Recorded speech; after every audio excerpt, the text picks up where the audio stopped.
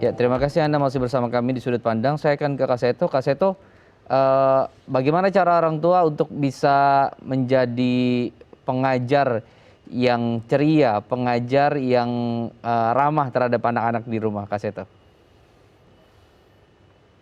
Iya, kan sering dibilang anak-anak adalah peniru yang terbaik di dunia. Tadi Mas Indra sudah mengumpulkan ing ngarso sung tulodo. Jadi di depan memberi teladan, ing madya mangun karso, di tengah memotivasi. Jadi bersama anak, penuh persahabatan, kemudian ada saatnya orang tua di belakang beri kesempatan anak maju ke depan, tapi tetap terpantau, tuturi handayani. Jadi dalam hal ini memang betul-betul harus nuansanya penuh dinamika, penuh persahabatan dan ya saling berani untuk terbuka begitu. Hanya dengan demikian maka karakter ini akan tumbuh, kepercayaan anak ini juga akan berkembang dan betul sekali semua orang kan tidak jadi insinyur atau dokter atau lawyer kan. Bisa jadi misalnya penyiar, mungkin jadi seniman, mungkin jadi artis, olahragawan, bisnismen dan sebagainya. Yang tidak perlu harus menghafal yang kadang-kadang tidak terpakai seumur hidupnya, sinus kosinus, tangen kotangen dan sebagainya, yang sempat saya juga waktu itu juga stres bukan main-nya, dan anak-anak juga sekarang juga demikian. Jadi sekarang keadaannya darurat, ya kurikulumnya jangan terlalu kaku. Bahkan dalam surat edaran menteri kan sudah ditegaskan, selama pembelajaran daring jangan terlalu menekankan pada penuntasan target kurikulum untuk kenaikan kelas atau kelulusan. Tapi kurikulum kehidupan, bagaimana anak tangguh menghadapi COVID-19 yang terus berkepanjangan ini. Begitu. Oke, baik. Jadi tadi cara-cara lama, metode-metode lama ketika kita masih diterapkan kepada anak-anak, mengomel, mukul, ini bisa buat anak kemudian jadi tidak percaya diri ya, Kak Seto juga ya gitu. Mas Indra, apa pesan untuk orang tua yang saat ini masih takut, masih bingung, masih tidak tahu dan tidak mengerti untuk menjadi guru bagi anak-anak mereka saat masa pandemi sekarang di rumah mereka sendiri? Ayo sekarang kita sama-sama jadikan rumah kita sebagai sentra pendidikan. Nah, ini memang juga tantangannya, ini kata banyak orang tua nih sekarang dengan adanya pandemi itu meningkatkan kedekatan emosional dengan anak, Mas Ilham. Jadi deket-deket anak cepat emosi katanya gitu, cepat marah dia. nah itu yang kita sebagai orang tua harus sabar. Tapi tadi intinya nggak usah bicara kurikulum sekolah, tes itu segala macam. Lupakan itu. Tapi justru malah ajarkan anak kita cinta terhadap bacaan. Ajak mereka berdiskusi. Itu cara yang setiap orang bisa.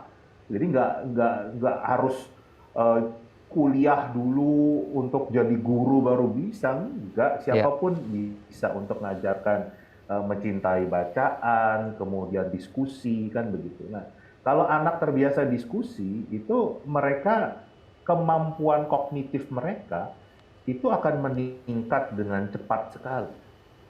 Karena memang ada timbal balik ya kan, tidak pasif gitu. Kalau selama ini bahkan kalau sekolah itu kan mereka pasif, cuma dijejerin informasi aja kan begitu. Nah itu yang sebetulnya akan bisa meningkatkan kemampuan anak-anak dalam belajar, kemampuan berpikir mereka, kemampuan literasi mereka itu meningkat kalau ada peran aktif dari orang tua. Itu yang harus dimulai dari sana kan. Jangan serahkan ke orang lain dulu. Kan. Tapi kita harus menyadari ini adalah anak kita sendiri dan kita yang memberikan pendidikan yang pertama dan utama. Baik. Ini saya dengar statementnya jadi percaya diri lagi nih Pak. Harus dong. Jadi, anak sendiri kok. Jadi ada istilahnya menjadi guru tidak harus ada gelar SPD dan tidak semua gelar SPD bisa menjadi guru. Saya akan ke Kak Seto terakhir untuk orang tua yang saat ini masih takut dengan PJJ, terutama dan juga anak-anak ya yang saat ini juga sedang menjalani kegiatan blended learning. Bagaimana pesan dari Kak Seto ini agar mereka juga tetap semangat, Kak Seto, untuk menjalani pembelajaran saat ini? Iya, kepada para orang tua, saya mohonkan ingat bahwa orang tua bijak mendidik anak sesuai zamannya.